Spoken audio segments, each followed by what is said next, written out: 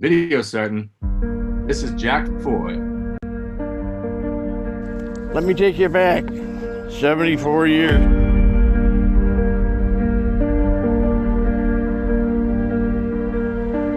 We are the warriors of the greatest generation. The generation that has taken their final curtain calls and soon will be leaving this stage of life. Look at these old warriors gathered here today. They're yesterday's heroes. We were soldiers once and young, the vibrant youth of that time. Men who were here in those terrible battlefields 74 years ago. In combat, we found the closest brotherhood we would ever know. We found selflessness. We found we could love the other guy in the foxhole more than ourselves. We found that in war, men who love life would give their lives for us. We feel the spark in us. We got the golden touch. There's royal blood in us. Chosen for this. When darkness overcomes, there's still a light in us. Destiny rising and chosen for this. The war may have ended 74 years ago, but for us and the families of those who died in that conflict, it will never end. Not a man among us would want to go through it again. The only regret for all our friends and comrades who never returned. We're here today to honor Roy Tallhelm, who is the youngest American soldier killed and buried here in World War II. 17 years old.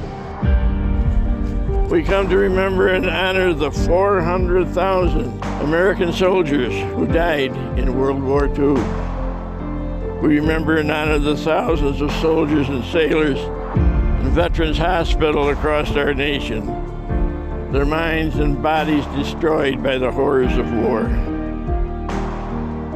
What we did, what we experienced, represents the love of our country, the love of our religious faith, the love of our fellow citizens, and our love of freedom.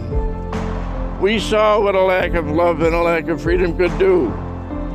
We saw the concentration camps. We saw the slave labor camps. We saw the prisoner of war camps. We saw the vile inhumanity of man against man. Tears still well in my eyes. I remember all the friends I left on the field of battle in towns and cities of Europe. Were you a hero in the war, Poppy? My grandchildren sometimes asked. No, but I was in a company of heroes. From where, oh God, came such men as these? The warriors of the greatest generation. A generation has taken their final curtain call, and soon we all will have left. The battle smoke has fled. Now only memories and the dead. Thank you. May God bless you. May God bless America. We feel the spark in us. We got the golden touch. There's royal blood in us. Chosen for this. When darkness overcomes, there's still a light in us. Destiny rising up. Chosen for this.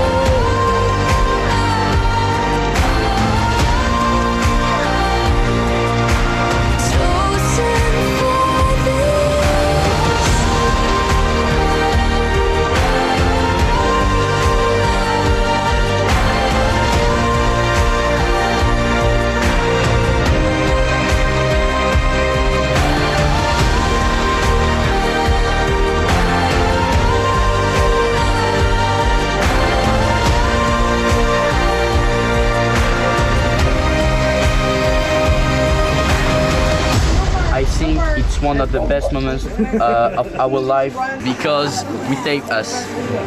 And this is very, very important. So thank you. Thank you for being here. We too. I love you. Yeah, thank you for being there.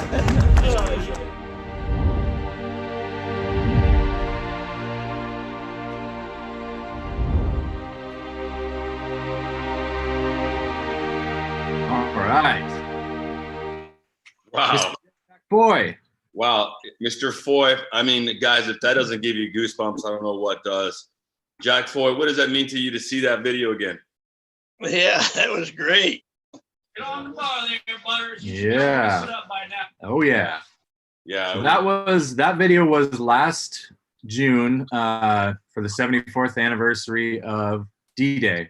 And we had the privilege of taking Jack Foy along with a few others back to their battlefield. So Jack, what was that experience like for you? Oh, it was completely overwhelming.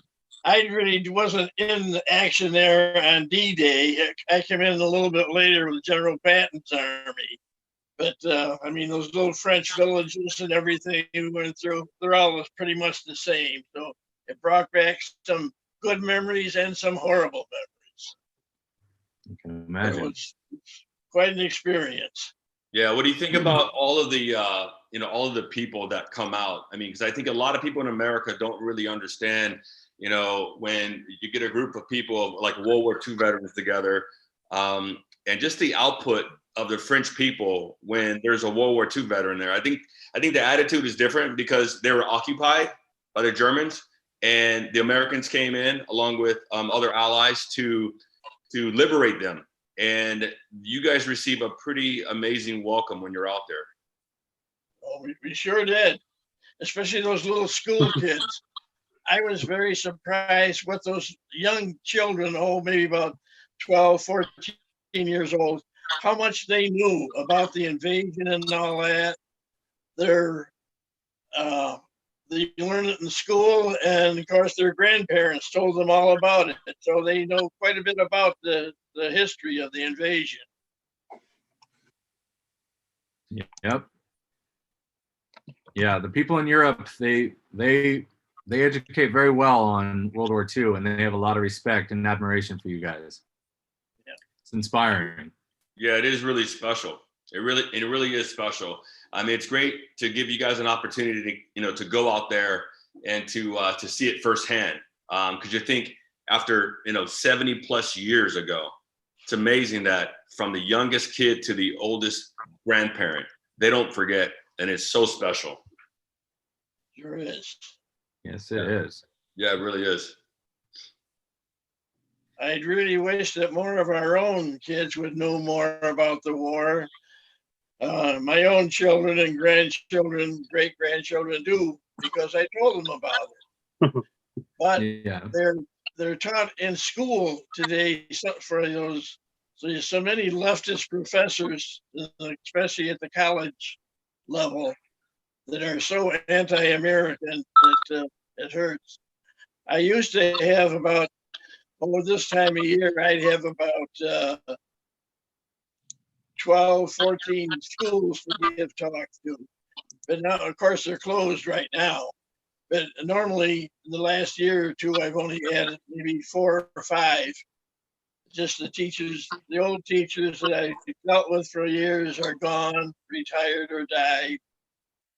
And the new young teachers are taught by the professors, more or less, what did America ever do that was great? That seems to be the attitude of a lot of the school people. Yeah, how are you staying occupied right now, Jack, with the coronavirus and everybody's kind of staying at home in the quarantine? How are you staying active? We're in good shape here. Carol's taking good care of me, keeps me fed, and everything for you? Well. Is she cooking for you? Yeah, oh yeah.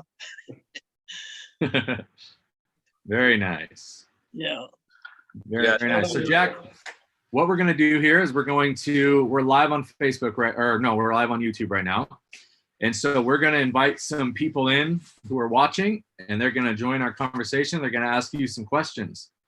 So it's a lot of fun. So while I send out that link, Jack, I'm going to play this video real quick, and then I want you to tell us what this moment was like for you.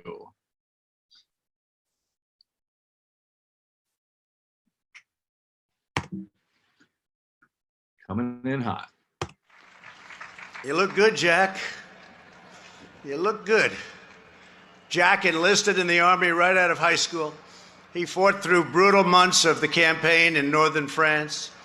On Christmas Eve, after marching nearly 100 miles in the snow and sub-zero temperatures, he arrived outside the town of Bastogne in Belgium. For 2 weeks, Jack fought under ceaseless artillery fire and helped push the enemy back from a critical road. At one point, a mine blew up and it destroyed his vehicle, badly hurting many. He was wounded 3 times, but he kept on fighting. After the Allied victory at the Battle of the Bulge, Jack fought for the remaining 9 months of the war, across the Siegfried Line, up the Mosel River, through the Rhineland, and all the way across Germany until he reached the gates of Ohrdruf concentration camp, the first Nazi camp to be liberated. That was number 1. That was a big, big event. As Jack has said about the Battle of the Bulge, when the chips were down and the situation was desperate, the American soldiers stood up to be counted. For a brief moment in history, these men held our nation's destiny in their hands. We did not fail. Thank you very much, Jack.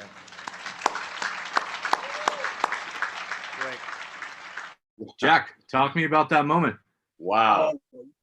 That was just completely overwhelming to have the President of the United States, the most powerful man in the world, address you in person by name. I was sitting maybe about 10 feet away from him, right in the middle of the Trump family, the rest of his family. And to have the president talk about me for 4 or 5 minutes like that was, I'm still on cloud 9, you might say, about it. Yeah. Completely overwhelmed. Yeah. Quite a moment. It was strange. A couple of days before that, I got a phone call, and the woman on the other end of the line says, I'm Macy Mount. I'm the secretary to the President of the United States in the White House. And I said, yes. So what else are you selling? I thought it was a phony call. She said, no. She says, it really is. She says, if you have any doubts, hang up the phone and call back on the White House number, and they'll connect you right back up. So wow. Then she said, so what do you want? She says, well, the president has chosen you to represent the men of the Battle of the Bulge and the men of World War II in his talk on Veterans Day in New York City. And I said, well, heck, I says, I'm a 94-year-old man. I says, I don't want to come down to New York City by myself. She said, oh, no, your son Kevin can come with you. We'll arrange all the transportation. And we got the tickets, the hotel reservations, airline tickets and all. We went down a couple of days later and went to this park right in the middle of Manhattan, Madison Square Park, and called a certain number on the phone, and 2 big husky Secret Service men came out and ushered us right in. Past all the security was very tight. Yeah. Ushered us right in and sat us down right in the middle of the Trump family. And Lara Trump was sitting on my left, and she keeps patting me on the arm. Now, don't be nervous. Don't be nervous. They treated us like kings, though. It was just a completely overwhelming experience. Yeah, that's absolutely wonderful, Jack. I mean, it's a great honor for you as a natural hero, but also like what you represent, all your brothers and sisters that served, great ambassador to that generation. Thank you. That's what I told the president. I said that I accept your honors. I said, not for myself, but for all the rest of the men in my company, especially those who didn't come back. Mm-hmm. Nice. Yeah, no, absolutely. Cool. Well, Jack, we got a lot of people wanting to come in and talk to you, so we're going to start bringing some people in. Okay. Right now, we're going to bring in Joseph. Let's see if Joseph's there. All right, I can see him. It's connecting to audio. Joseph, can we hear you? I don't see him yet. Hey, how's it going? There he is. I can hear him. There he is. Joseph, Hello. how you doing? How old are you? Where are you from?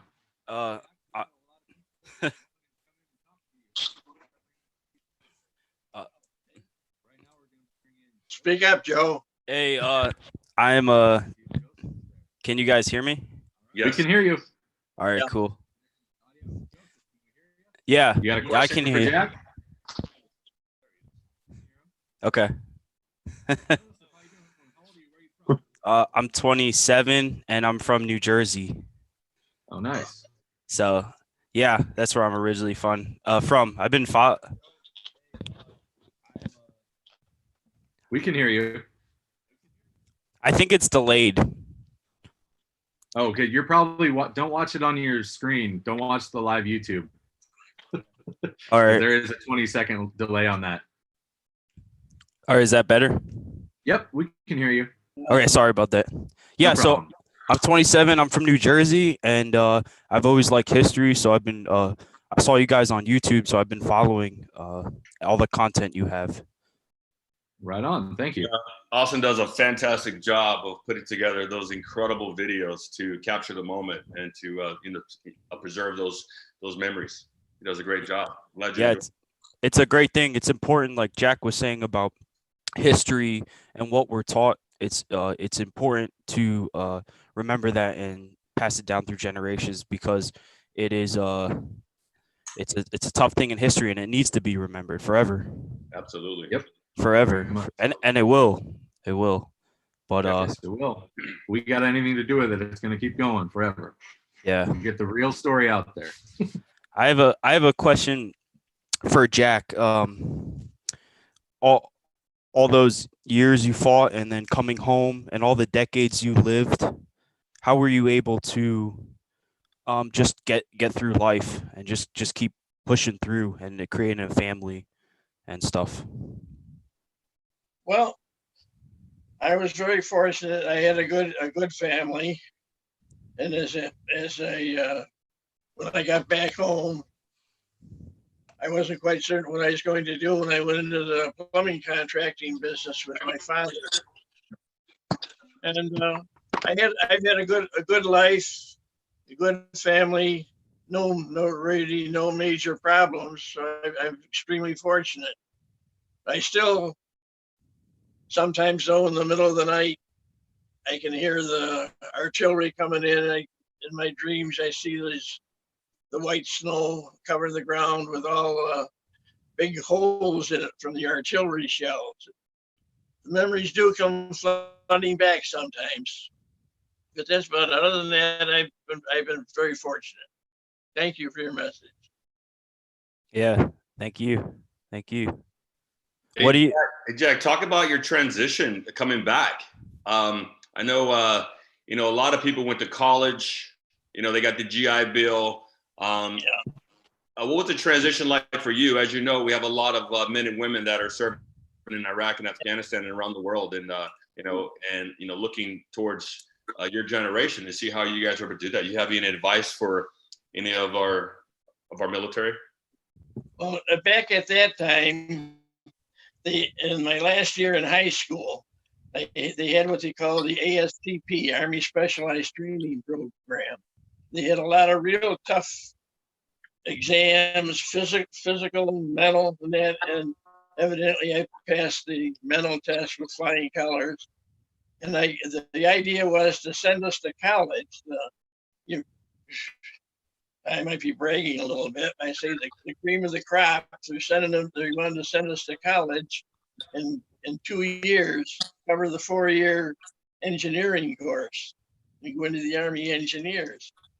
Well, I passed everything with flying colors, and I got a message from the Army, the Secretary of the Army, and he said, "You have your choice of Harvard, Yale, Cornell, MIT, Princeton, and a couple others.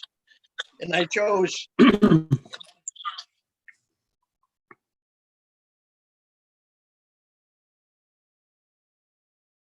I was just a 17-year-old kid, and here they're offering me to send me to Harvard University.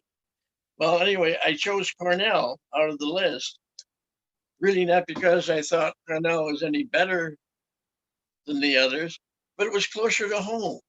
I had never been away from home before. Gosh, Niagara Falls is about 70, 80 miles from me here. And back then, if you took a trip to Niagara Falls, it was something you talked about for a year. It was a big deal. But I went to Cornell anyway, and they covered the first year of engineering, and then they closed the Army just decided they needed infantrymen more than they needed engineers. So they pulled us all out, sent us into the infantry, most of us. And I spent 3 years in the infantry with the Army. And anyway, when I got out, I was going to go back to Cornell, but my father and older brother had a small plumbing contracting business, and I decided to go into business with them. I discovered that I liked working better with my hands than sitting behind a desk drawing plans. But there are so many advantages. Back then we had the GI Bill, very much like we have it today, that they pay all the expenses, and these young fellows are foolish and they don't really take advantage of it. Because there are so many good colleges you can go to, or if you don't want to go to college, there's technical schools, all kinds of things you can do. Yeah, they have a lot with the out processing now in the Army. Like you said, you could be a blue collar worker, go to college. There's so many good avenues. Yeah. Right. Absolutely. Yeah. You know, you just got to like do it and take advantage of it. You know, playing in the NFL, you know, we have a whole bunch of programs, services, and benefits to players who played the game to help them be successful when they make that transition from the game of football onwards to the game of life. But unfortunately, sometimes we have guys who don't partake in the services and just don't take advantage of the opportunity. And I think that if we just, you know, I think deep down inside, we all think that we're tough and we don't need any help. I got it. It's almost like asking for directions, right? You're like, no, I got it. We figured it out. But I just think if we take advantage of the benefits that we've earned, I think we'll be better off for sure. But you got to just do it, like you said. Yeah. I like that you're a Cornell man. I didn't know that. Yeah. Yeah. Right. Yeah. Yeah. It's a Cornell man. Like, Jack's probably never seen The Office, but anybody who's seen The Office knows the Cornell man. That's pretty significant. Hey, all right, hey, Joseph, Donnie, thanks for joining us, man. All right, Yeah. Donnie and the Donnie, crew. I heard your Thank name you. mentioned. Hey, Joseph, make sure that you send us a little DM and we'll send you out a BDF shirt. They're really nice and comfortable. Okay. Do I do Send it? us a DM on like Instagram or Facebook. Instagram. Yeah. All right, Donnie Austin, thank you for guys what you do. Jack, Absolutely. thank you for telling your story. It's hard, but it needs to be taught or spoken of. So Absolutely. Absolutely, sir. all right, have a good day. Thank you, sir. Thank you. Have a good one. Jack, what were you saying? Hi. Hello? Jack, what were you saying? Oh, I was saying, I thought I heard your name mentioned the other day at the NFL draft. Are you going back in? Well, I was thinking about, I've been working out. Why not? Working out. I think I'm good for about 2 plays. Just 2 plays. Gronk's coming out of retirement. Why not you, Donnie? Yeah, right. Well, Gronk is only 30 years old. I mean, yeah, I played until I was 35. Yeah. Yeah. All right, we're going to bring in Angel. I think All that's right. Angel. Hello, Angel. Hello, is it Angel? He's connecting to audio. Yeah. All right, I can't hear him yet. We can see you, Angel, but we can't hear you. Says it's connecting to audio. Yes, it does. Oh, yeah. we're connected. So Jack, while he's connecting the audio, tell us about that, what's around your neck there, that piece around your neck. Oh, this is the French Legion of Honor. I got that from the French, the president of France, about 3-4 years ago, for action in the Czar Valley, right on the French-German border. I took out a German machine gun nest there someplace, one of the little villages. Wow. Wow. Wow. I was able to get in close enough and lobbed a couple of hand grenades into it and knocked it out. Wow. Back then I was young and foolish doing things like that. That's what happens when we're young, right? That's what happens when we're young. I can't believe I played the game of football with those big old guys. You see how big those guys are. What was I thinking? Okay, so Angel looks like he can't hear us and we can't hear him. Hey, we're having problems with your audio. It says connecting the audio. All right, well, we're waiting for him to figure out. Let's bring in someone else. Let's bring in Daniel. Oh, hi, Catherine. It looks so weird how you just appear out of nowhere. Yeah, come forward. Hi, Jack. Hi, Catherine. How are you this beautiful day? Well, I'm Daniel really good before now here. your face. It's nice to hear your happy voice. Oh, you look so handsome. Oh, yes, yes. Tell me more. Yeah. All right, Daniel, can you get your audio connected? Hey, Daniel's audio is connected. Can you hear us? Is that Dan? Is it Angel? This is Daniel down here. Okay. Hi. Daniel, can you hear us? We talked to you Yes. before, didn't we? Yeah, do you remember me? I do From remember last you. call. You're in Spain? Yeah. Yeah, I got it right. So, Jack, this is Daniel, and he's in Spain coming in to ask you a question. And I also know Angel. It's my friend. Oh, really? Oh, You guys are friends. Yeah. Oh, Angel so, got his audio connected, too. Can you hear me? I can hear you. Okay, great. We got friends in the chat. Yeah. Yeah. Are you guys both in Spain? Yes. Yes. Very cool. Well, why don't we start with high school? Why don't we start with Angel since he was in here first? Angel, Okay. go ahead. Okay. You got Jack. He's all ears. Okay, Mr. Jack, I would like to ask you, how did you feel during your first combat? Scared as hell. That's honest. That's certainly honest, for sure. I'd be lying if I told you anything different.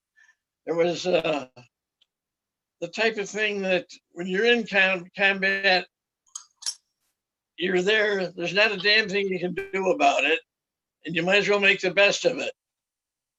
But you can still be scared as hell. But it kind of wears off after a while. But if it gets to a point, there's something wrong with you if you're not afraid of what's going to happen when I go around this next corner, because you can never tell. Hey, Jack, do you think early on, I'm sure you had that fear early on, but as the war went on, just like anything, like old hat, you get used to it, and you can tell with the new guys coming in, and they hear some artillery going off or some type of motors and stuff like that. You can tell it's different. You almost get conditioned to it a little bit, right? Oh yes, you got used to it, and like you say, the artillery coming in, you could tell you hear the shells coming, and you can tell pretty close how far away from you it's going to hit. So you know whether to hit the ground or not. But you do tend to get used to it, but you're still scared. Yeah, no, certainly, absolutely. I can't even imagine. I mean, screaming and everything. Well, like in my company, going into the Battle of the Bulge, we had about 190 men or so left in the company at that time. And we're in there for about 6 weeks. And we came out, there is 40 or 50 of us left out of almost 200. Wow, That's I don't know if you guys can put that into perspective. That's just unbelievable. Yeah, they weren't all killed. Yeah, About casualties, wounded. Casualties for sure. Yeah. Yeah. Wow. Did a lot of praying, I'll tell you that. Mm-hmm. Yeah. All right. Yeah, cool. Daniel, what do you got for him? So my question was, what was the most important thing that the war taught you? So what was the most important thing that the war taught you, Jack? Yeah, what'd you learn from your experience during the war? It taught me to love my fellow man an awful lot. I lived growing up in a rather sheltered community here in Rochester, New York.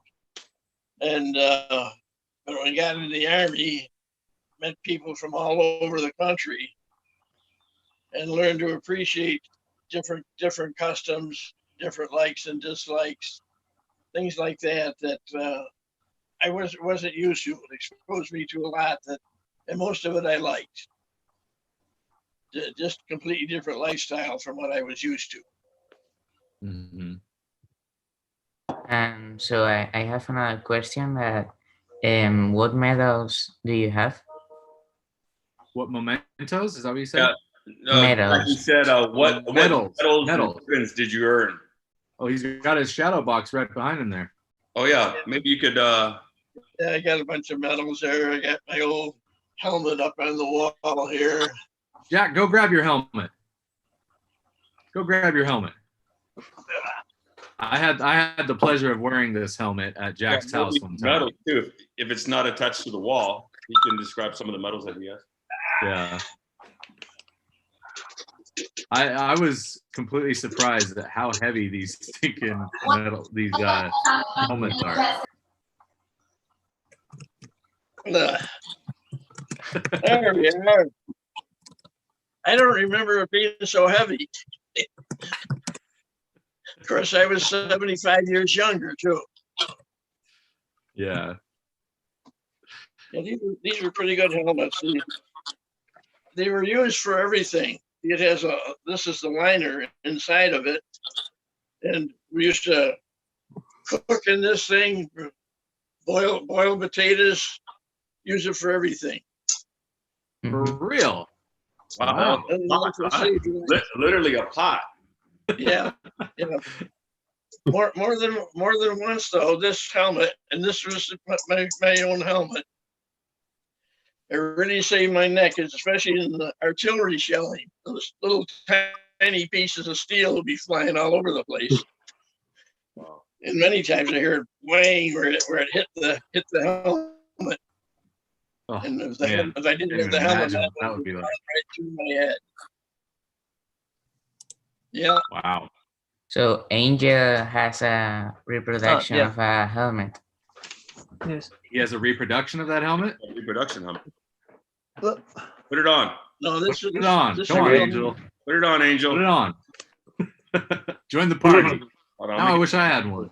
Let me get my pot. Let me get my pot. Oh, Donnie, of course, has one as well. So, Jack, tell us about some of the medals you're really proud of behind you there. Oh, gosh. Well, first, here's a picture here. I guess you can see it. That's the, I said when the president was talking about me, I stood up and saluted him. He points his finger at me and says, "You're looking good, Jack." You're looking good. All right.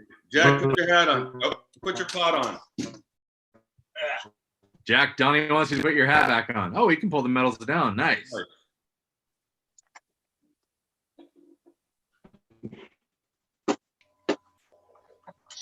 Oh, beautiful. And that's beautiful. Some of the medals I got from Uncle Sammy. You want to point out and describe some of those for us? Yeah, this is the Bronze Star, the Conspicuous Service Cross, the Good Conduct, Europe Theater, and these are all various campaigns that I was in over there. Very cool. So I have here Bronze Star medal, an original, and it was given to a soldier called Eugene H. Hawkins, but I don't really know who he was. Wow, how'd you end up with that? I bought it from a museum in Normandy. Oh, wow. Okay. Have you done any research on him and found out his story? Yeah, so there's little information on internet, but I know he died on 1967, and I have like how do you say, it's identification number Yeah.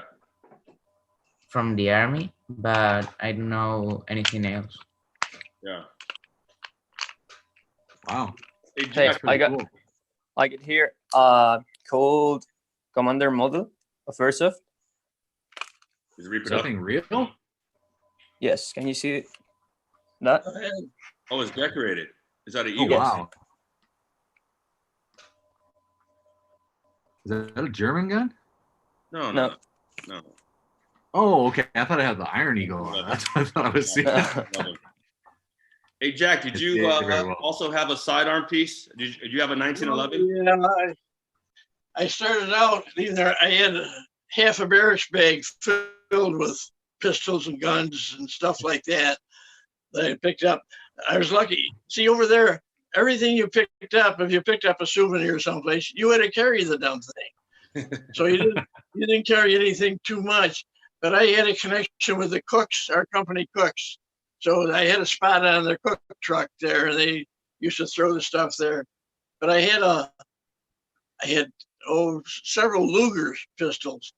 I sold one to the captain of the ship I was on, coming back the USS West Point, and I got like $200 for it. Now $200 doesn't sound like an awful lot now, but back then, $200 was a good 2 weeks pay. Yeah. So I did pretty good with it. And I still have, I got a carbine and a couple small pistols, some pictures and stuff like that. More than enough. Yeah, for sure. Very cool. All right. Well, Daniel and Angel, thank you so much for joining us. We're going to get some more people in here. Nice We're talking gonna watch to you the rest of the guys. stream. Bye. We'll get some more good stuff. Bye. Okay. Hey, Thank Jack, you. Hey, Jack, what do you think about these young kids from Spain? From Spain. Yeah, they're in It's Spain. hard to believe. They're more interested than most of the boys around here are. Yeah. Unfortunately, All right, cool. Well, have a good day, guys. Thanks, guys. Bye. You too. Bye. All right, let's get some more people in here. All right, so somebody just commented on YouTube, Jack Foy for president. I'm down. Yeah. I like it. That's a good idea. I'll tell Donald when I talk to him again. Yeah. Hey, what was that? Hey, there's Connor. That's a familiar face. Oh, hi. Hey, Connor. Hi. How you doing, buddy? I'm doing good. How are you? We're doing well. Doing well. We got Mr. Jack Foy from Hello, Mr. Rochester, New York. Hi, Mr. Jack. How you doing, Connor? May I say something? Is that okay? I just sure. wanna thank you for your service and sacrifice for what you did. And without you, the world will be totally different. Agreed. Thank you. Very Thank you. true. I appreciate that. You're welcome. Now, Connor, we've met you before, but Jack hasn't. So go ahead and tell Jack how old you are and where you live. Hello, Mr. Jack. I am 15 years old, and I'm live in Lafayette, Louisiana. Oh. Well, you got a question for him? Of course I do. Of course Before I ask him a question, my other interest is about the ancestry thing. Do you know what ancestry is? Oh, yes. Yeah. My mother has ancestry on her phone, and we got a whole history of our family. Oh. That's interesting, finding where you came from, who your grandfather, your great grandfather, like that. My great grandfather was born in Texas in 1918, and there was no electricity, and his father was a farmer, and his mother was a stay-at-home housewife, usually work at the gardens. And my great grandfather grew up with 14 children, 9 boys and 5 girls. Wow. Wow. And my great grandfather was in World War II. Also, he had flown in Europe as well. Oh, great. Wow. Hey, Connor, on your ancestry.com, are you and I related? No. You look similar. You do look. He looks like a little version of you, Donnie. Yeah, right. Moby. Mr. Jack. Yeah. So, can you tell me who your parents' names were and your brothers and sisters, please? Oh gosh, that would take too long. I come from a large family too. I have there were 10, my mother and dad, and 10 children. My mother came from Germany, and my father came from Ireland. I've never really gone hardly any farther back than that. So, did any of your siblings serve in the military? Yes, I had 3 brothers who served during World War II, and so there's 4 of us then during the war. And let's see, a couple nephews that served in Vietnam. So, are any of your siblings still living? Yes, I have. Let's see. No, I think I only have 1 sister left. And how old is she? She'd be about 90 now. Wow. And you're 94 years old? Yeah, I'm 94, almost 95. So, he's one of the young ones. Yeah.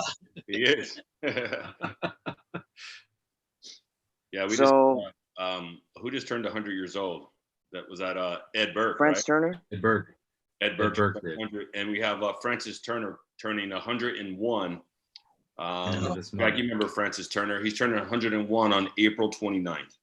Yeah. Mr. Jack? Yes. So, can you tell me who your parents' names were? Oh gosh, Charles Foy and Mary Schrummel, the German name for it. And how long did they live? Oh gosh. He's My really father putting lived it up into his 89, I think, and my mother was 70 something. So, which battles and campaigns did you participate during the Army during World War II? Oh, the Czar Valley, Battle for Metz, the Battle of the Bulge was the main one. Then crossing the Moselle River, then a couple of days later, the Rhine River, all the way across Germany. We liberated several concentration camps. We ended up in Czechoslovakia where we met the Russian army. So, did you ever cross the Siegfried line? Oh yeah, we fought the Siegfried. That's as we came out of the Bulge, we ran right into the Siegfried line. Yeah, Jack, we took you back there several years ago. Remember we saw the Siegfried line, dragon teeth, right? Is that what they call it? Dragon teeth? Yeah. That was to stop the tanks. Yeah. And Connor, do you know when you go out there, especially where Ralph, I don't know where Ralph is, if he's still on here, but not too far from Ralph's house, you can still see the dragon teeth. It's still there. And a lot of farmers just use it as like a border between neighbors now. And remember that? Oh, yeah. Yeah. Talk about history. It's really special. Mr. Jack? Yeah. So, where were you stationed during the Battle of the Bulge? I wasn't stationed any place. We were moving around all the time. Yeah, he was just pushing through. You know, he was with Patton. Yep. You were with Patton? Yep. Yeah. Patton's Third Army. Yeah, Can I you was. tell me about your experience? Oh yeah. All that stuff. Yeah, no, when we were on the west side of Bastogne. Our job was the Germans were trying, the 4th Armored Division had just broken through the south end of Bastogne, and the Germans were trying to close that off. It was our job to keep that road open on the west side of Bastogne. Wow. It was a lot of fun. Yeah. Oh, sorry. Connor, have you ever heard of George Snyder? George Snyder? No, never knew him. Well, Connor, George Snyder, actually, he was a World War II veteran and lived in Lafayette. I actually went to his house and interviewed him there. You should look up. He passed away last year, unfortunately, but he was one of our guys, and he was a great guy. But you should look up George Snyder, who lived in Lafayette, and check him out. Like, get his history. He's got a really cool story. Wow. Local to you. So, Mr. Jack. Yeah. Can you show me the pictures when you were in the Battle of the Bulge and what campaigns? Oh, there you are, right there. Oh yeah, look at that. And put it a little closer to the screen, Jack. Yeah, bring it closer. And what kind of gun did you hold during that picture? Oh wow. That was an M1 rifle there, but most of the time I was a machine gunner. The light 30 caliber machine gun. So, describe Patton. What was Patton like when you were in the 87th Division of the Patton's Third Army?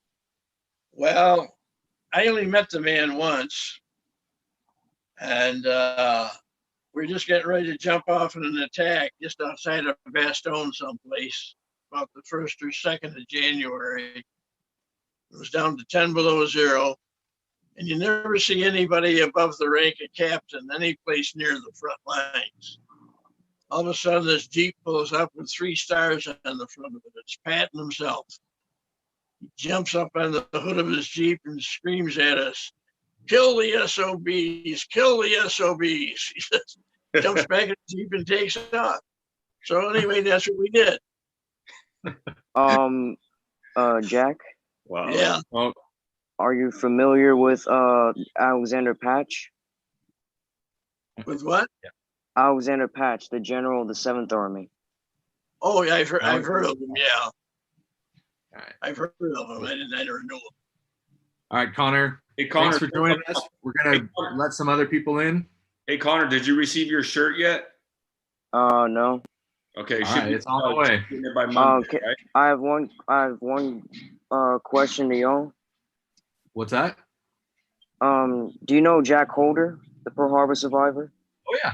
Yeah. We took Jack Holder back to Pearl Harbor in December. Can I talk to him once you get him in line? Yeah, we're gonna be premiering live with him or not. We haven't gone live with him yet, but we're gonna be premiering our Pearl Harbor video here pretty soon, and we'll have him hopefully get them live with it. Yep. All right, Connor. Connor, have a good day. Good one, man. Thanks for coming by. I'll talk to you too. later. All right. Thanks, Tanner. Thanks. It was nice talking with you. Yeah. Good kid, huh? Yeah. All right. Let's get someone else in here. Well, while you're getting somebody else, I got a letter in the mail here about 2 weeks ago from the White House. Oh, yeah? Read it. Yeah. And it says, "Dear John, as Commander-in-Chief, I thank you for your service in the United States Army during World War II. As a young man, you courageously fought in the Battle of the Bulge and helped liberate innocent prisoners from the horrors of Ohrdruf concentration camp. The forces of freedom emerged victorious because of the bravery and fearless spirit of the greatest generation, your generation." Last year, I was honored to pay tribute to your dedicated service at the New York City Veterans Parade and extend our nation's sincere gratitude for your sacrifice and our freedom. Melina and I are inspired by the strength you exhibited. We hope your heart is filled with joy knowing you have experienced many of our country's greatest blessings, including the affection of many friends and friends and family over a long, well-lived life. May God bless you and keep you. And it's signed, Donald Trump. Wow. Wow. Right Pretty for the impressive. To president. get a letter from the president. That's a great And a shout out. That's a great recognition. Cool. I see All that. right, Alex, can we hear you? Hey, how you Yes. doing? Can you guys hear me? Yes. We can hear you. All right. Mr. Foy, it's a Alex, pleasure you're to on meet you. with Jack Foy. It's a pleasure to meet you, sir. Thanks to the guys at the foundation for making this possible. It's a great opportunity to hear from the veterans themselves. I'm from Michigan, 25 years old from Michigan. I work as a news reporter, so I've been fortunate enough to interview a couple dozen World War II vets. Cool. First question for you would be, talk about the conditions that you were up against at the Battle of the Bulge. The weather was horrible. Talk more about the different conditions that you were up against. Well, of course, the temperature at night would go down to easily down lower than 10 below zero. And one problem was we didn't have winter clothes.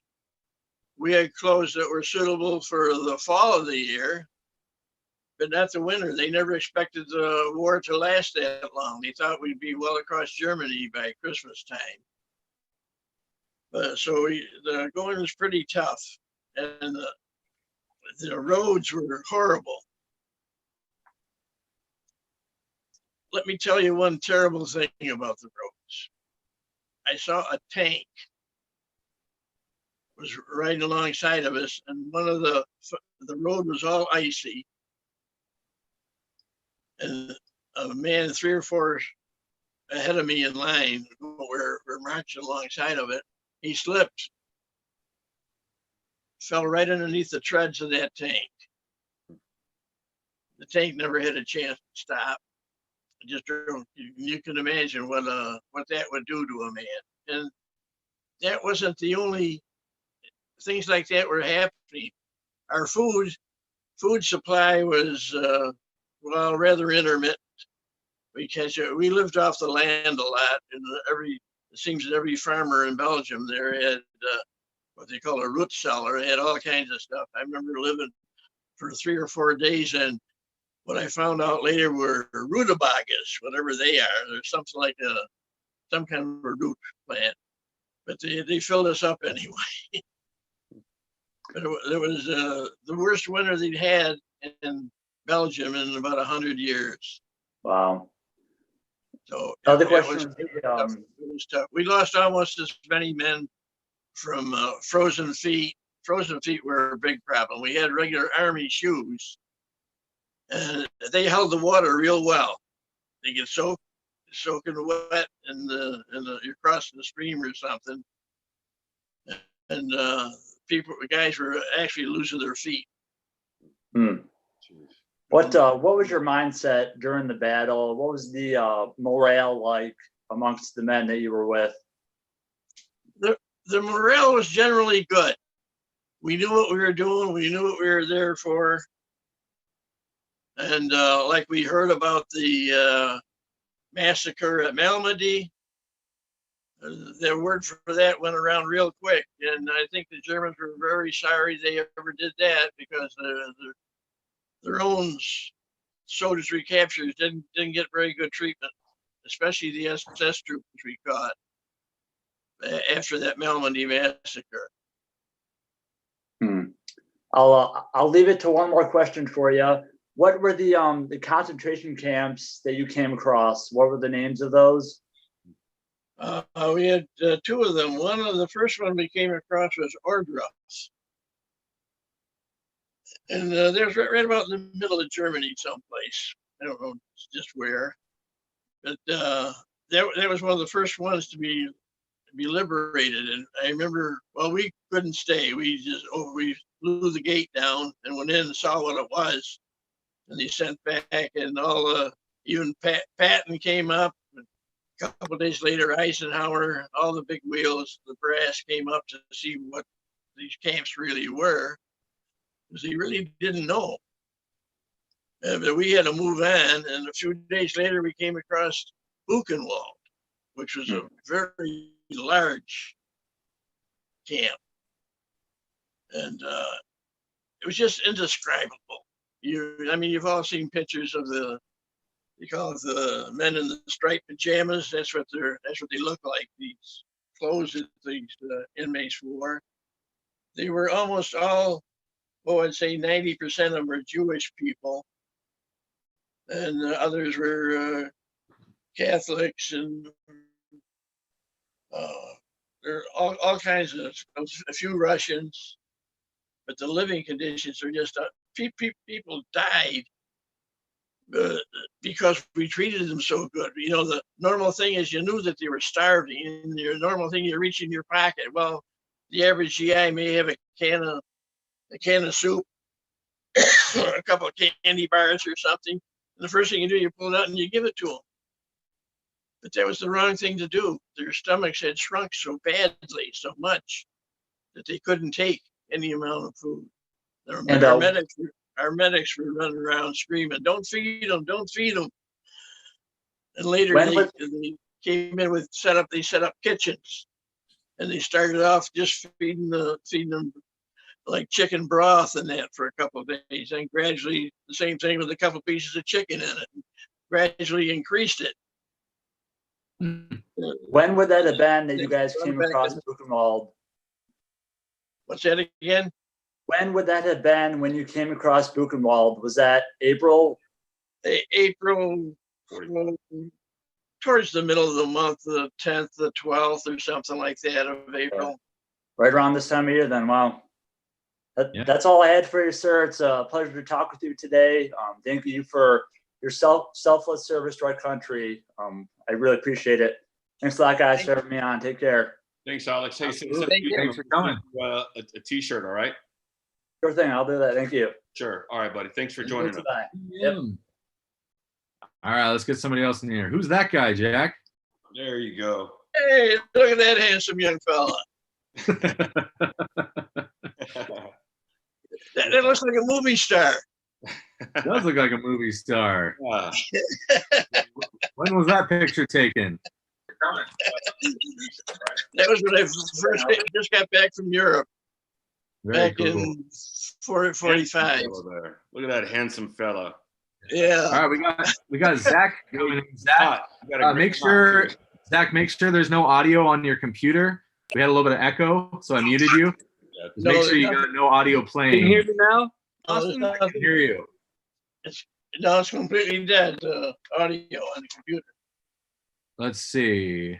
There you are. Hold on a second. There he is. What's up, guys? How you What's doing, up? This is awesome. Jack, thank you so much.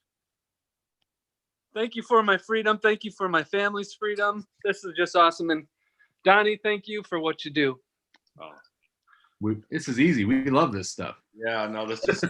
So do I. I'm a big history buff myself. Hey, you know what, Zach? It's all about, taking care of the ones who took care of us. And that's that guy right there, and his brothers and sisters as well, because we're all so blessed. I mean, and I think about my life, and I'm one of 11 kids that have an opportunity to go to college, to get a master's degree, and to play pro football, change my life, and have this opportunity to give back to the ones that gave so much to me, like my grandfather. So this is just wonderful. So thank you for your interest. That's great. Could you hear a little background music? I've got my wife, my baby here, the whole family actually. Oh, cute. Yeah. Guys, Warren's quarantined. We're on the couch. We're watching you guys. Oh, right on. Yeah. Jack, you're on TV. I'll make it quick, Jack. I do have one good question for you. Yeah. What's one of your fondest memories throughout the war? What's one that you look back on and smile about? Oh, gosh. That's kind of a tough one. Of course, we're always great coming back on the ship on the way back to New York. We went over on the Queen Mary. Wow. There's 17. Hey, Jack, sorry to cut you off, but last month we were on the Queen Mary. We had a little. Yeah. Did you see those pictures? Yeah. Oh, it was amazing. What a beautiful, beautiful ship. Isn't that a beautiful ship? I crossed on that. That was my first time on it. so I never knew what to expect. It's massive, and what a beautiful, beautiful ship. That was my first time, and I was just mesmerized thinking about like all of you guys have gone over the Atlantic on that. It's amazing. Oh, not on that one though. We went over on this one's grandmother. The grandmother. And our accommodations weren't quite so deluxe. I slept in the swimming pool of the original Queen Mary. We were stacked about 8 high or so in these bunks, which weren't too bad unless the guy on top got seasick. Then it wasn't so good. No. So they drained the swimming pool and put beds in there? Yeah, they drained it. But oh, bummer. They didn't let You guys must have have been relieved coming home. I'm sure all the weight was off your shoulders. Yeah, oh yeah, yeah. Oh, they probably I've seen those pictures, the videos, everybody waving at you as you're pulling into the harbor. We got a tremendous greeting in New York Harbor, coming by the Statue of Liberty with all the fire boats out there. Oh, wow. Putting their streams up in the air. It was really quite an exhilarating experience. Wow. That's awesome. Very cool. Jack, so I got to tell you, I'm also a contractor. Did you say you were a plumber? Right. That's cool. I'm in HVAC. It actually has been a good few years, really good, up in Chicago. Yeah, I did a little of that, not much. Most of it was plumbing, small plumbing contract. Small plumbing Just had a few guys. That's cool. It's in our blood. We like to work with our hands. Yeah. Everybody, you know, when you tell them you're a plumber, they laugh at you until they get the bill. That's right. What? You're charging me $60 an hour? And then you walk away laughing. Yeah. All right, guys. Well, thank you very much for having me on. I appreciate it. Donnie, I'm going to reach out to you sometime down the line. I want to make a nice donation to you guys. Oh, wow. It's unbelievable what you do. I really appreciate it. That's how we keep this going. This country needs what you do. So thank you, guys. And thank you, Jack. Hey, Zach, we'll send us a DM. We'll send you a shirt, all right? Awesome. Cool. Appreciate it. All right, Later, guys. Bye, Jack. Thank you. All right. Enjoy the baby. Yeah, gotta enjoy that baby. That's Adam. Hey, hey, Ralph, are you there? Yeah. Hey, Ralph, how far is it? Because we were talking about the dragon teeth, and I know that you went out there last year. How far is that from where you live at? 15 minutes. 50 or 15? 15 minutes. Okay, cool. Wow. It's just across the border, really. It's all the way from Aachen down to southern Belgium, really. Hello. Part of France. So. Hey, we got Adam here. Adam. Is that your name, Adam? Pardon? Is your name Adam? Is that right? Yes. All right, My name cool. is Adam.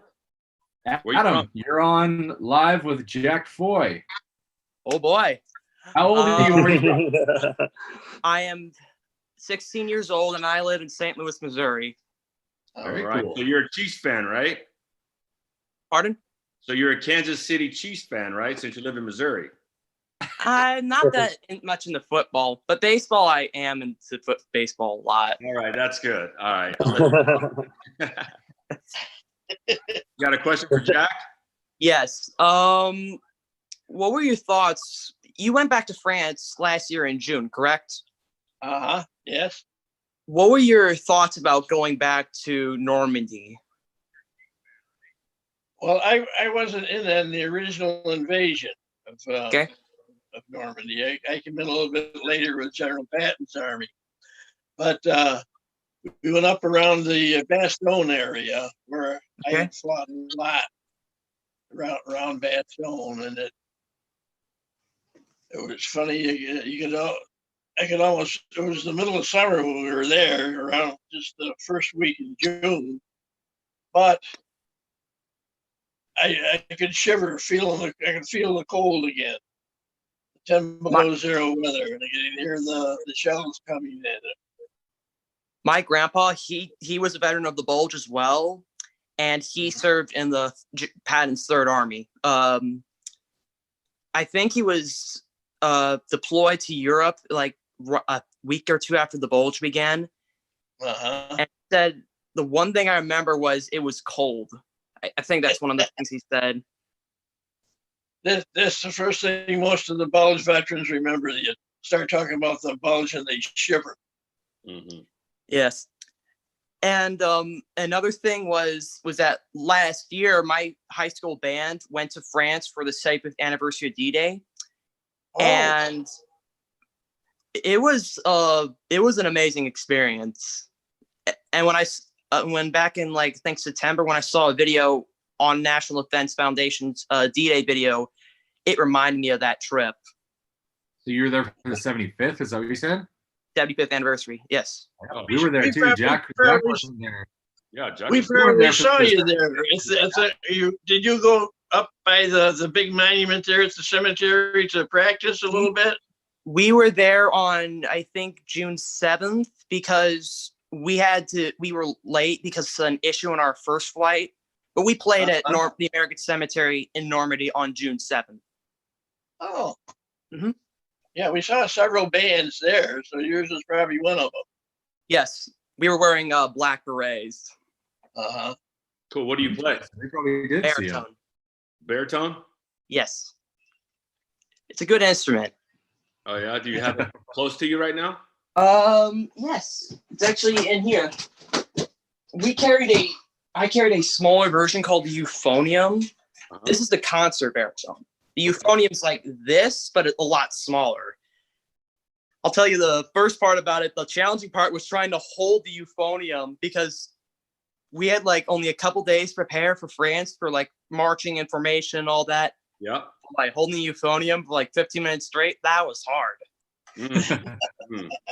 Well, how about you give us a little 10, 15 second, a little, I don't know if you know anything like Reveille or I don't know, something would be cool. You got to keep it in perspective. Think of Jack. He had to hold a machine gun for how long? Yes. So play us a few bars. I'm sorry, I had a brain fart. What were you saying? You want to play a little bit? Like 10 seconds? Give us something to dance to. Sure. Let's see. Yeah, let's see it. I mean, I could play notes for 4 or 5 secords, but I'll try and play this. Chance. Jack will get up and dance if you move him right. Yeah. All right, here we go. This is pretty good. I know it's not a song, but it's a few notes. Another thing. What got you interested in World War II? Well, my grandpa, when he passed away in 2008, I was 11 days away from turning 5. And when I started learning more about his past, I started becoming more and more curious about history. Mm-hmm. So you could say his death kind of inspired me to look into World War II because I didn't know anything about him until much later on in my life, when I was 10 or 12 years old. Okay. So his death was an inspiration for me to look to World War II and speak to the veterans. And I love doing it all the time. Great. It's great. It's going to take people your age and younger to carry on this tradition and carry on their memory, their stories. We're doing our part, but everybody's got to do their part to make sure these stories continue on well past any of our living veterans. And you can research your grandfather also. Pardon? To find out what he did in the war. Yes. Yeah. And plus there, Adam, the archives is right there in St. Louis. Yes. Yeah. In fact, this is a funny story. So my dad, when he was a kid, he saw my grandpa had 2 campaign stars on his European campaign medal, and he asked my dad, and my dad asked my grandpa, "What battles were you in?" And my grandpa said, I don't know." How do you not know? And he said, "We were just told to go here, and we just went." But we do know he was at the Bulge. Yeah. Yeah, for sure. There's a famous little quote by General Patton. He says, we went through all these towns, I forget the name and names I can't pronounce, but all I know is that we kicked their butts. It's a pretty famous quote. I don't know if you see it before. There was one story where Patton was told not to take this town because he would probably lose too many men, he replied back saying, "I took the town yesterday. Do you want me to give it back to the Germans?" Yeah. Yeah. That was the town of Liège. Liège. Liège. Ah. Liège. I remember that story. Yeah. Yeah, Patton, he was a son of a gun, but he was our son of a gun. So yeah. He was I mean, you could say he was a good general, but I have done a lot of research to him. Like, there was this one time we had a class project on a film, and I did my review on the film Patton from 1970, and they did a really good job of the film. But there was like one scene where he slapped a soldier, and it said that he did that twice in real life in Sicily, and he got relieved of command. But he was a good general from what I've researched. Yep, times are different. Times are different. Yes. Just to go back, I mean, that's the hazing that we had playing football. As you know, playing football. I mean, we used to do bull in the ring. It's crazy coming to, like, some of the stuff that we did back then that you look at now wasn't really acceptable. So as time goes on, things always are changing for sure. Yeah. Got it. Yeah, you have another question for Jack? So let me think. Hang on, give me a second. I gotta I'm sorry. I didn't think that far ahead. We put you on the spot there. Put you on the spot there. Yeah. It's cool if you don't have anything else, but I mean, I know you just want to probably come in and say hi, and we're glad that you were able to come in, and we're gonna start doing more and more of these. So yeah, for sure. Yeah, I've watched the one with Guy Whidden. Yeah. Yes. I have seen the full interview from like back in September last year, and I loved that interview 100%. I love it. Cool. Very, very cool. Good. Well, thanks for coming by, Adam. And send us and one more thing for Mr. Foy. Thank you for your service. Thank you. Absolutely. Thank you, son. Appreciate it. And Adam, make sure to send us a direct message on Instagram or Facebook, and we'll send you out a shirt. Okay. Cool. Thanks for coming in, man. Thanks. You're welcome. Good one. All right. So I'm going to play this video real quick while we bring in the next person. I don't know if many people have seen this video, but this is one of my favorite videos that we've done with Jack. It hits me every time. And let's watch this while we bring someone else in.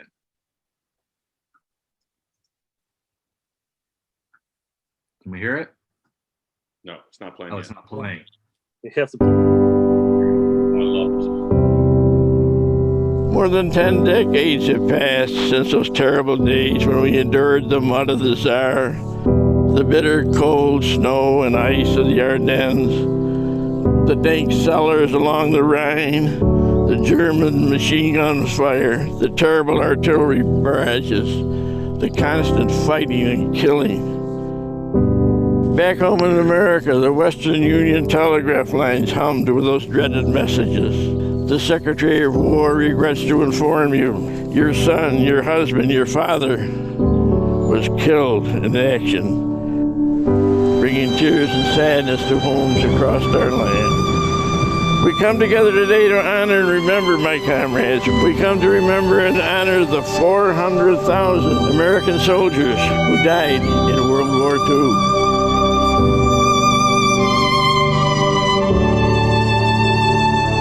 Tears still well in my eyes. I remember all the friends I left on the field of battle in the towns and cities of Europe. Not only on Memorial Day or Veterans Day, but many times every day. Why them and not me? Did somebody else take the bullet intended for me?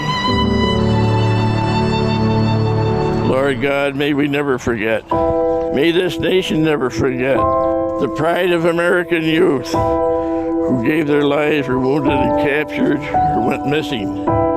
Over 1,500 men are dying every day, and soon we all will have left. The Ardennes woods are silent now. Now only memories and the dead.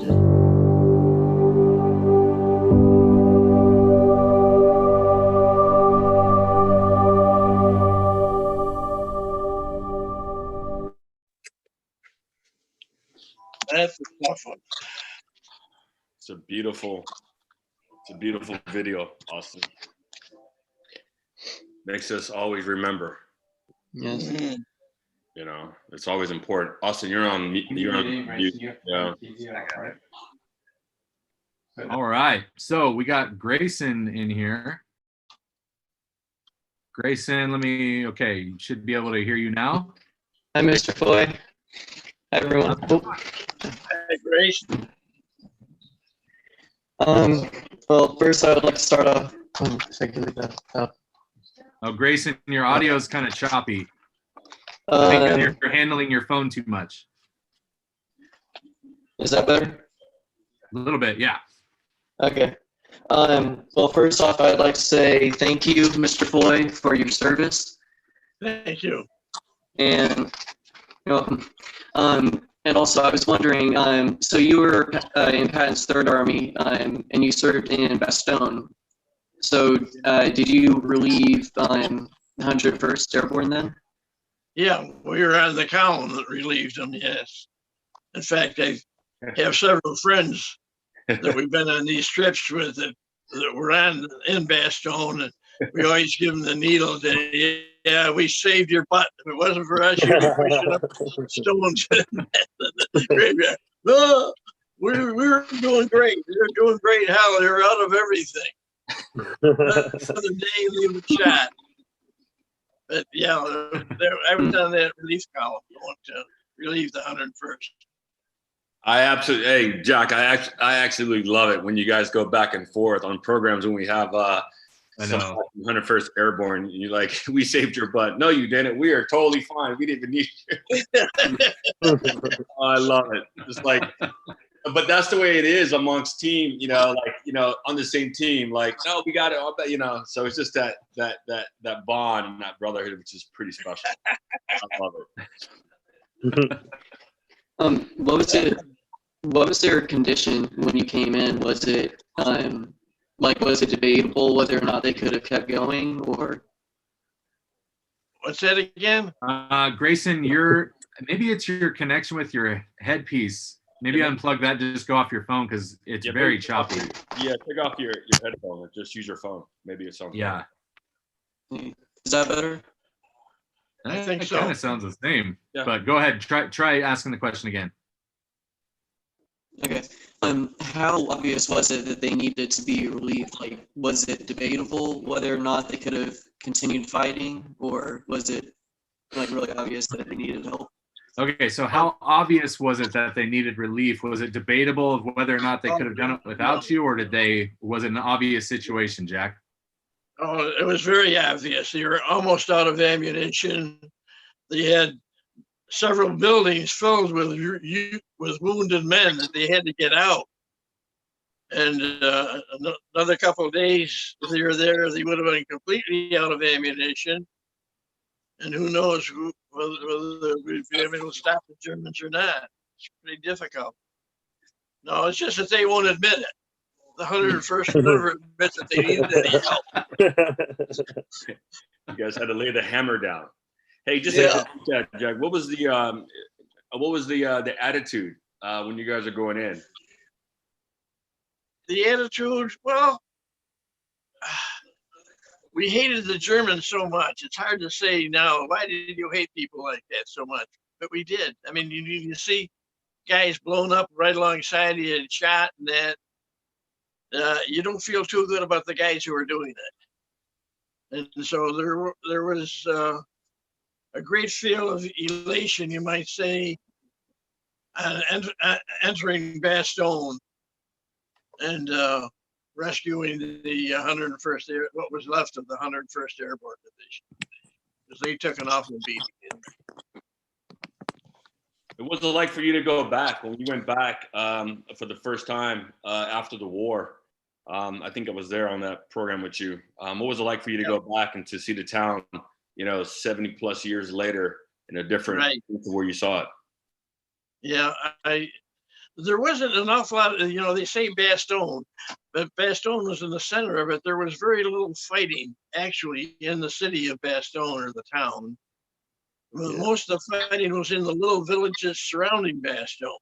That's like my particular thing was a little town called Talay, and it was about maybe 4 miles from on the west of Bastogne. And that's where we did most of our fighting in that area to stop the German army had come around the north side of Bastogne, and we're trying to push south to cut off the 4th Armored Division, which had finally broken through a road through to Bastogne. So it was pretty touch and go there for quite a while, whether we could hold on or not. Yeah, those Germans were good fighters. Did you know at the time that, you look back at, because there's always, little points in life where, where you think that, what we're doing today is going to have a major memory in the future. Do you understand the impact that battle, winning that battle, especially the Battle of the Bulge, will have the impact that it did back then, now? Does that make sense? Yeah, it was the biggest battle our army was ever in. The largest battle of 90,000 casualties in that battle. Imagine it. About 50,000, 55,000 wounded, 19,000 were killed, and about 20,000 taken prisoner. So it was the biggest battle in the history of the American Army. Yeah. So at that time, did you guys think that, I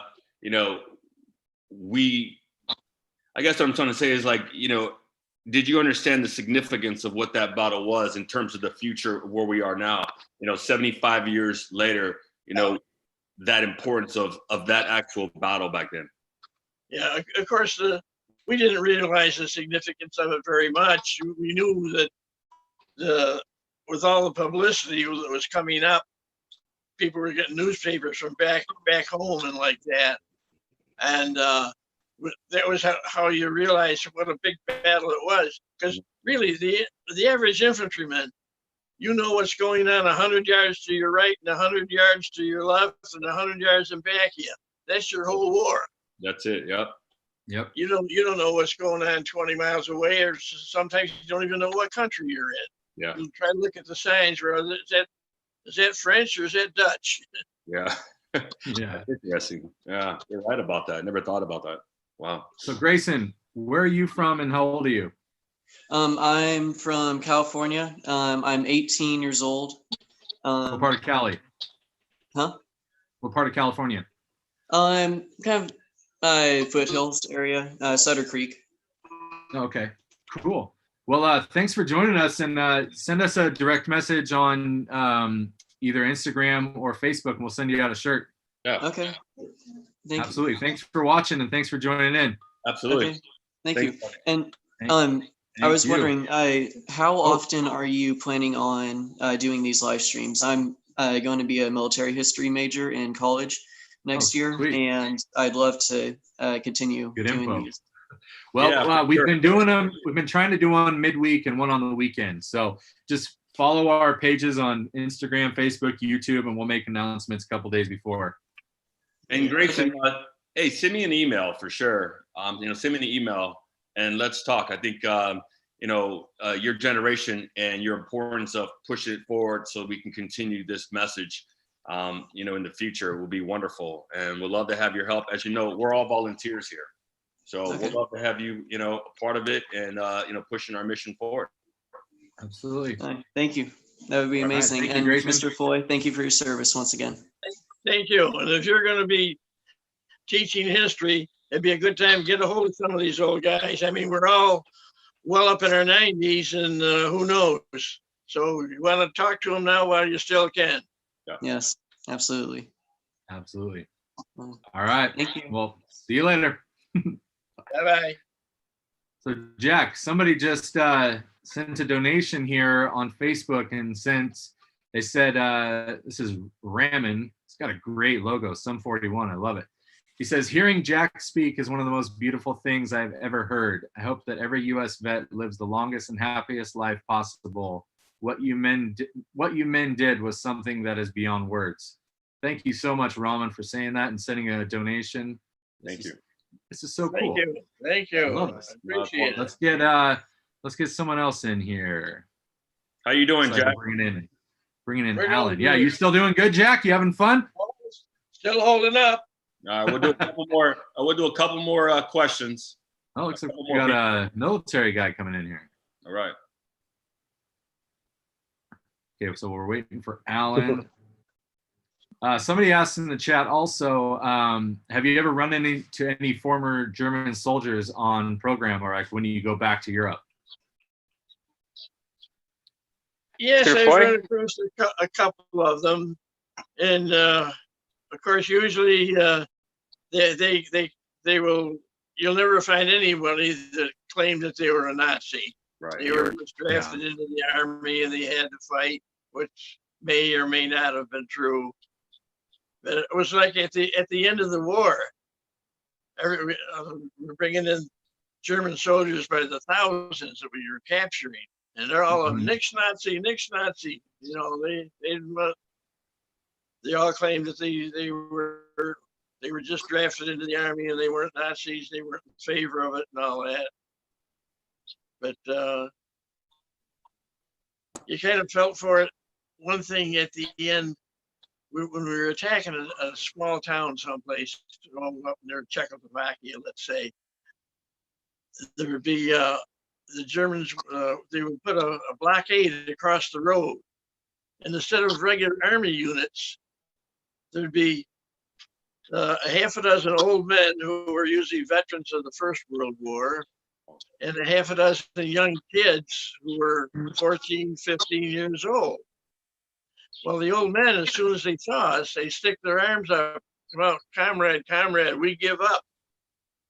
And we take them prisoner, but the young kids, they wanted to fight. That's all they ever heard all their lives was that Hitler stuff. And they believed it every word he said. And so it was hard. The first couple of times, you know, you try to talk them into surrendering, and they wouldn't. And so we had to shoot, and you felt like you were shooting your kid brother, but something we had to do. Yeah. Wow. Well, we got, is this Alan? Is that your name? Hi. Hi. How old are you? Where are you from? Brazil. Brazil. Wow. Yeah. Wow. Very cool. We got Jack Foy. Brazilians fought with us in World War II. Absolutely. Brazil was great allies in World War II. Absolutely. Especially in Italy. Hi, Mr. Foy. He says, hi, Jack. Yeah. Hi, Alan. Everything okay with you? Oh, I'm very fortunate, doing quite well. Awesome. I'm military in Brazil. Here in Brazil. Very cool. Thanks for choosing to serve, man. That's awesome. Yeah, right on, man. It's a pleasure. Jack? Yeah. It's a pleasure to talk with you. That's good to hear from you, Alan. Crazy. Just connecting all over the world. I know, this is wonderful. I mean, it's amazing to take. Sorry. I only have one question to you. Go ahead. What is your feeling about your living there in the World War? What your feeling to serve in the war? My feelings. What was his feelings on his service? Yeah. Well, back then it was a lot different, in that the whole country was together on it. It wasn't like the Vietnam War here, where half the country was against it. But we were treated quite well. We were treated very well when we came back from the war. I would say at least 90% of the soldiers that served, and sailors and all that, were glad that they did, and you felt good about yourself. You did something to help save your country. That's about it. What do I need to do to have more light in my life? working with military, like you. Uh-huh. How many years have you been in the military? Yeah. How many years have you been in the military? Alan? Yeah. How many years have you served? I don't understand. How long have you been a soldier? I'm soldier in Air Force in Brazil. 3 years. How long? 4 years. How many years? 7 years. 7 years. Okay, Yeah. wow. I'm Very captain. cool. Oh, you're a captain. Oh, right on. Yeah. Oh, very cool. Yeah. So what have you learned, like, of the history of Brazil in World War II? Like, have you learned a lot of that history? Is it taught where you live? I'm like to learn about World War, and with veterans of United States. It's important to me to learn with my. Sorry. It's okay. No, it's okay. It's important to me to learn with you, to talk with you, Donnie and Donnie Edwards, and Mr. Jack Foy. Yeah. We're glad that we can do this for people. No, what? This is really, really neat, actually, because like it's not just isolated towards America. I mean, this is going worldwide. You know what I mean? And it's nice that that you're able to connect with Jack Foy, all the way from Brazil, and it's really special. And and sometimes when you have things that pop up in football, we call it making an audible, right? You got to just make a change. And with the coronavirus and everybody's kind of isolated, this gives us a great opportunity to look at something that we didn't think about doing. Now, all of a sudden, we're doing this twice a week now, giving you guys an opportunity to connect with the veterans, because it's so important that you don't hear from us, but you hear directly from men like Jack Foy. And it's an honor to have you on all the way from Brazil. And thank you. Thank you all. Very cool. Thanks for coming on, Alan. See you next time. Bye. Bye-bye. Thanks, Alan. Bye. Thanks, Alan. We appreciate it. Yeah. All right, Jack, how you feeling? You want to bring in a couple more? Sure. All Still right. feeling good. Let's get a couple more in here. All right. Let's see. Let's see what we got here. Just says D and J. I don't know if we got two people or if it's a DJ. Hey, Jack, it's pretty crazy, right? To get people from all over the world. You got young kids from Spain, kid from Brazil, that are watching us live right now. Watching you live. It's amazing. Amazing impact you guys had on so many people around the world. It's amazing. Yeah, when I think of our radios back there in World War II, the small radios that infantry carried, if they were good for half a mile, it was pretty good. Yeah. That was about it. Yeah, now we have these devices here, these phones now. You can't even see it, but these phones now, it's amazing what you can do with it now. I was giving a talk at a school a while ago, and I was talking about the difficulty in communications between units and that. And one of the kids said, well, why did you use your cell phone? Yeah, right. What's wrong with you? All right, we got, how do you say your name? Is it Alfik? He's on. Sorry, you're muted. You're muted. Let me unmute you. Can't hear you. Yeah, he's muted. We cannot hear you. We'll try and get him unmuted. Can't hear you. No. How do you say your name? Is it? Shalev. There he is. Oh, there you are. You're muted. You're muted. Okay. So hi guys, I am 18 years old and I am from Israel. Israel. Okay. Sure. Oh. Okay. Go ahead and mute whatever you're listening to. Like, are you watching this live right now? Yeah. Okay, we can hear an echo. Yeah, You don't hear me? I can hear you, but there's an echo because we can hear what you're watching as well. Ah, 1 second. Sure. You hear me now? Okay. I can hear you. Yeah, go ahead and ask your question. And I am from Israel. You hear me now? Yeah, you have to mute your mute your computer whenever you're watching this. Are you watching this live right now? Yeah. Okay, we can hear an echo. So I don't. You hear me now? Okay. There's an echo because we can hear you. Yeah. Watching. Go ahead and ask your question. Okay. So well, you hear me? No. Hold on. So I muted you. I muted you temporarily because we can hear whatever you're watching it on. We can hear the echo. So yeah. Yeah. 1 second.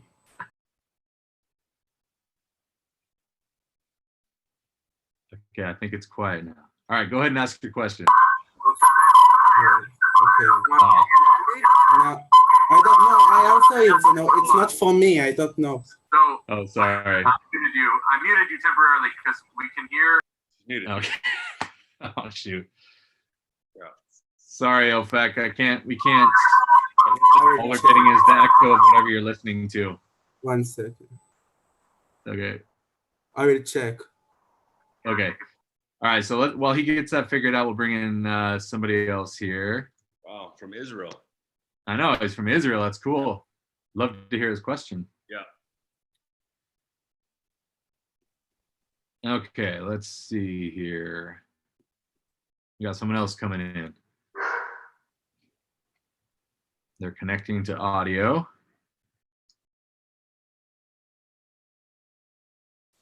This is D&J again. Okay. So once he gets that figured out, we'll bring in.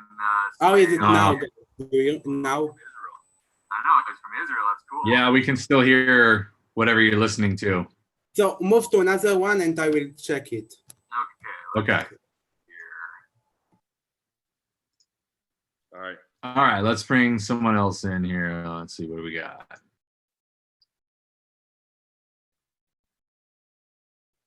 Who's this? Michael Schmidt. I can see Michael Schmidt, but I can't hear him yet. Can't hear me? There you are. We can hear you. Hey, Michael Donnie. Schmidt, how you doing? Doing good. Looking good, buddy. Hello, Jack. How are you, sir? Pretty good, Mike. Pretty good. Thank you for your service, and thank you, more importantly, for sharing all of your experiences. Well, thank you. How long have you been talking to people about your experiences? Oh, probably for the past 30 years or so.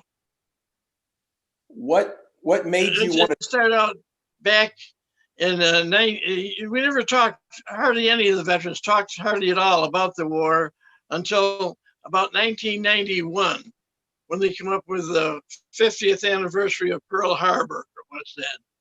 And that sort of opened the gates, because then it was the 50th anniversary of this battle, that battle, and the other battle, and so forth. And it kind of opened us up a lot, I think. And then I know that's when I started talking with my kids, writing. I wrote a lot of stories about the war and that. And I think it was 1991 was the turning point. That's when we, most of the veterans that I know opened up and started telling their stories. Why do you think it took so long for you guys to open up and to talk about it? It's quite frankly, it hurt so much for most of us that were in the fighting units that you just didn't want to think about it. You didn't want to think about it. You'd start and you think, oh gosh, that's where Joe Brown got killed over there and Pete got killed over there. It's bring back some horrible memories. So you think time heals as time goes on and you get further away from that? Oh, yeah. Those memories, it gets a little bit easier to talk about, right? That's about it. And people were more accepting of it too. Yeah. Good question, Michael. Yeah, great question. Thank you. Donnie, you've done a great job building this up. really proud of you, and hope for much more success in the years ahead. Thank you very much, Mike. Appreciate Thank you it. so much. Take care, Donnie. All right, buddy. All right. Thank See you, ya. Jack. All right. Thanks, Michael. All right. So D and J, what's your real name? Hi, can you hear me? Yeah, we hear you. Can hear you. Okay, my real name's Dawn. Hi, Dawn. Hi, my husband and I You're share live the with account. Jack Foy, superstar Jack Foy. Yeah. Great to meet you, Mr. Foy, Nice meeting you, Donna. and thank you for your service. Thank you. And my grandfather was 101st. Uh-oh. So yeah, oh yeah. Oh, so And, have you been watching? Hey, those are the guys you rescued, right, Jack? Yeah. I bet your grandpa would probably say there's a different story. Yes, yes, he would have. Who was he with? Yeah, You know what unit he was with? He was 101st, the 327th Mhm. GIR, Yep. Glider. glider infantry. Yeah. Oh, was he a And- gliderman? Yes, he was. Wow, like George Mullins. Yes, George Mullins. I know George. Oh yeah, we've taken George back several times. We love him. Yes, you did, and he enjoyed the trip so much. So I speak with him over email quite frequently. And so Grandpa went into Normandy, and he started out the 82nd, went to the 101st, and then was in from 42 to 45. And he was at Bastogne and all the way to Birch's Garden, and then he was sent home after Birch's. But my question is, I didn't find this out until I was 41, that I knew he was a screaming eagle, but I didn't know what it truly meant until I was 41 years old. So it was quite a journey in my learning late in life on what happened and things. But I'm trying to understand what kind of thing did someone tell you anything that helped you survive the war? What was your greatest piece of advice given to you that helped you survive? Stay down. Hit the ground, dig your holes deep. The fax holes, dig them deep. Dig him deep. Yeah, That's so those- funny. I asked my dad what Grandpa told him to survive Vietnam. He said the same thing. Yeah. Keep your head down and dig a hole. Right. Yeah. Hey, Jack, how are you able to dig a foxhole when the ground was so frozen? And Well, what we do sometimes, we used to carry little sticks of dynamite in our pocket. Oh. We dig a small hole and stick the dynamite down in it, and kaboom, all of a sudden you automatically hit a hole. But of course, most of the time, really, I use more German holes than ours, because of course they kept pushing the Germans back, and they were good foxhole diggers. They had good foxholes. Oh, We used okay. them most of the time. did they leave any food or any goods in there? Not too often. No. Not too often. Any blankets? No blankets? Yeah. No. I'm thinking of the next guy, huh? Yeah. A little German sausage, maybe. Very cool. Well, Dawn, where do you live? I live in Wisconsin right now. I'm originally from Indiana, so I'm a Midwest girl, and grew up Dawn's with wife, she's from Wisconsin. yeah. Well, Oh, you is know, she? Yeah. You know, James Magellan was from Wisconsin. No, I didn't realize that. He just passed away. He's from Fond du Lac, I believe, Wisconsin. Oh, wait a minute. Yes. As soon 100, as you said Fond du Lac, 103. now Yep. it's The most decorated Aggie officer Magellan. of the 82nd Airborne. oh, yep. You're right. Yeah, I did read all of that recently and things too. Yep. he has a wonderful book called All the Way to Berlin. I think you should definitely read. He's it's pretty special. I'll definitely have to read that because I'm trying to learn everything. I was an art history major, but in college, but we focused on older art and things. So I'm really interested in history and learning more about the war. My daughter is too. She's 16. She's done a lot of. She did a project for school, and she on World War II and everything that we have learned about my grandfather and the 101st and the glidermen. And she actually stood there and talked to the public for 2 hours, educating the public that came by to see her project. Wow. So I'm trying to pass it forward, and so is she, so people don't forget. because that's really important, that what you did and what you sacrificed is not forgotten. You're right about that. And her generations are the ones that are going to push it forward.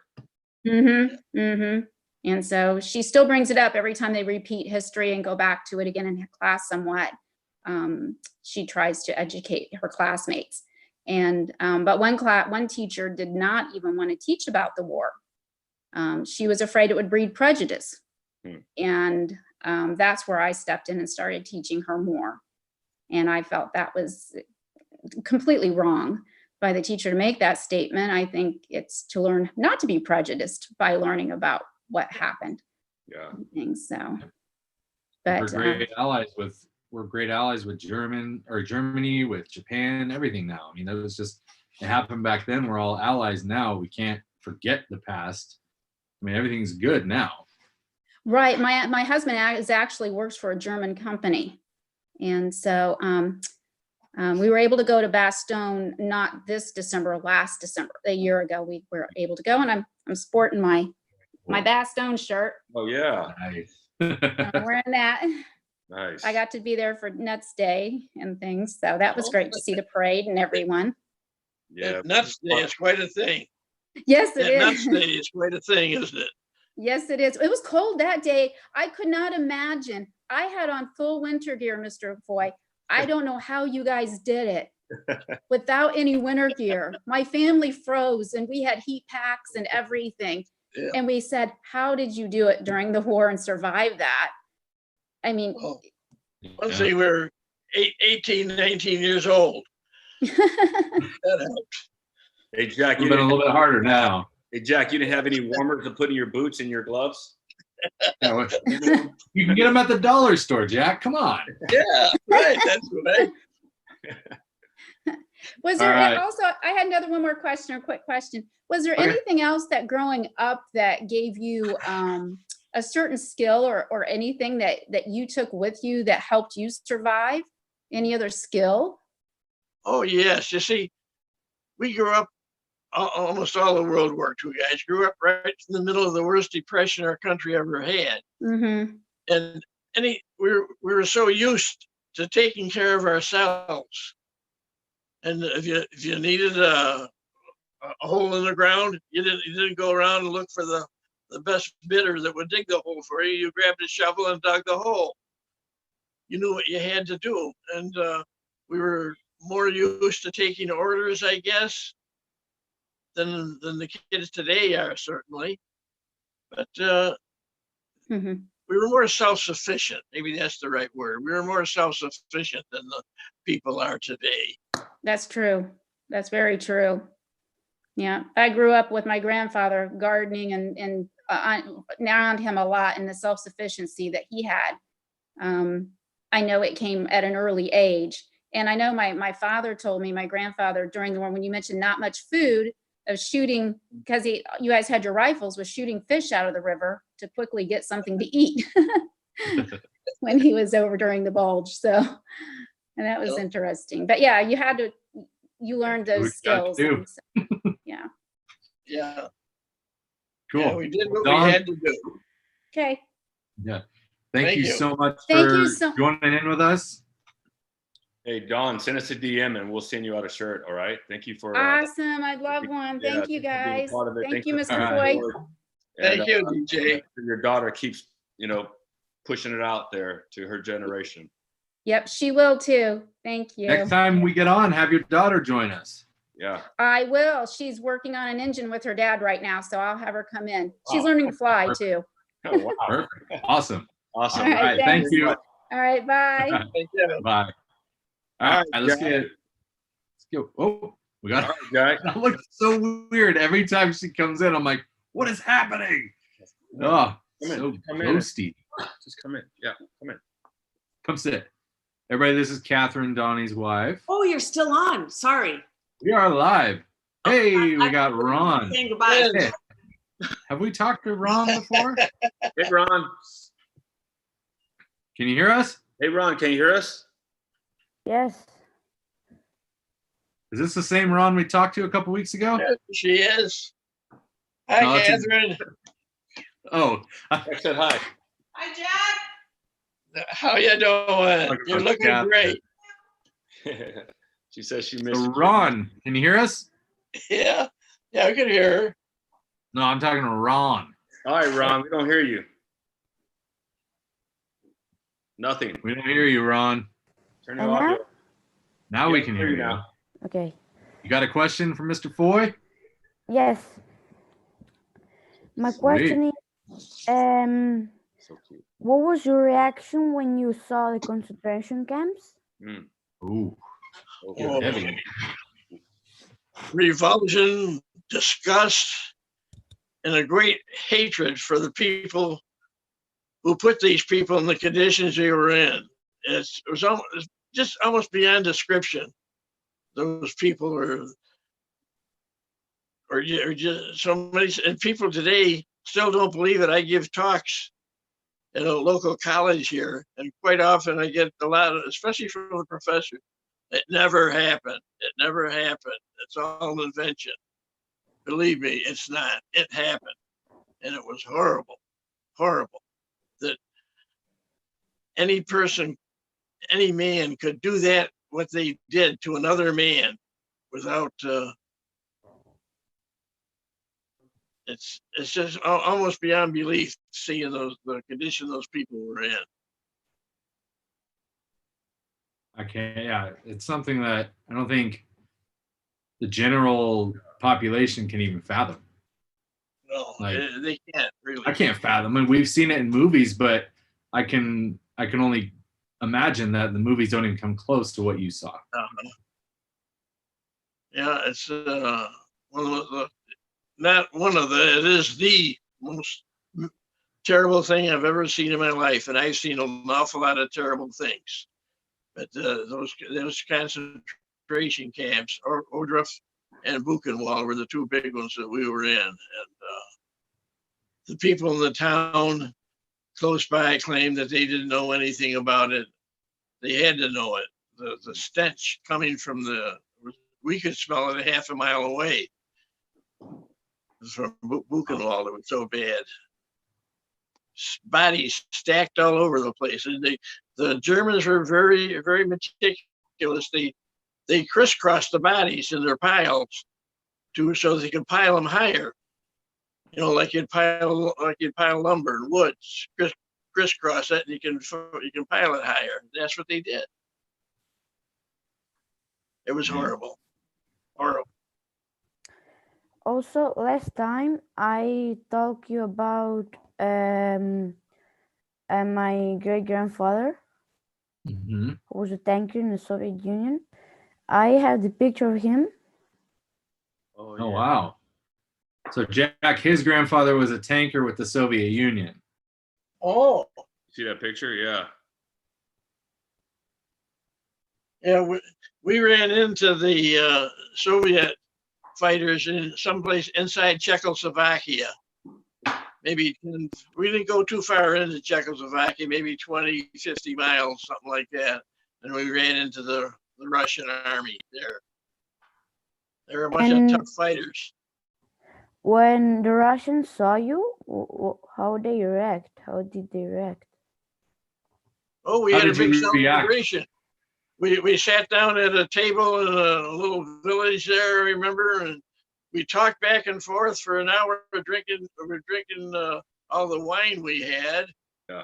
And we couldn't understand a word the other guys were saying, of course. They were speaking Russian, we were speaking English, but we got along great. Oh, that's good. That's good. Good. That's awesome. Yeah, we ran out of the wine, and they wait. He pull out a bottle and poured it with it was vodka. Oh, it burned all the way down, all the way back up again. Wow, that was strong stuff. They were laughing at us. They were laughing at us. I love it. Very cool. Ron, thanks for coming by again, man. Thanks for joining, Ron. Yeah. Did you get your package yet? No, because all right. Well, because you're in Barcelona, huh? Yes. Yeah, it's gonna take a while. I forgot. Yeah. It's coming. We sent it though. You got one coming. It's coming. All right, cool. Thanks for joining us, and you. we'll see you next week. Yeah. Thanks, Ron. Thanks. Bye-bye. Bye. All right, Be bye. safe. Oh, got him on What do you the think? So how was that, Jack? Did you enjoy yourself? That was fine. It's fun, isn't it? I never expected to be people from all over the world calling, though. Yeah. Spain, Yep. Barcelona.